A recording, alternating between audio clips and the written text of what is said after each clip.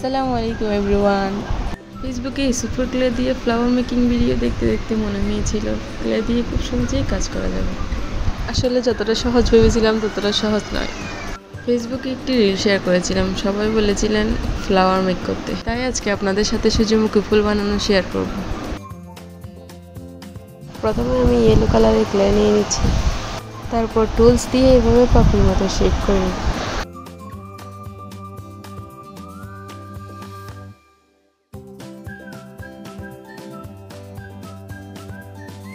আমি অনেকগুলো একসাথে পাপড়ি বানিয়ে নিয়েছি, তারপর পাপড়িগুলো একটা একটা করে একসাথে জোড়া লাগিয়ে দিই।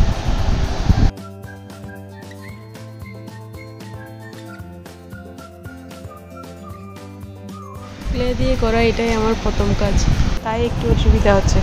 সূর্যমুখী আমার ভীষণ পছন্দের একটা ফুল, তাই এই ফুলটি দিয়েই কাজ শুরু করলাম।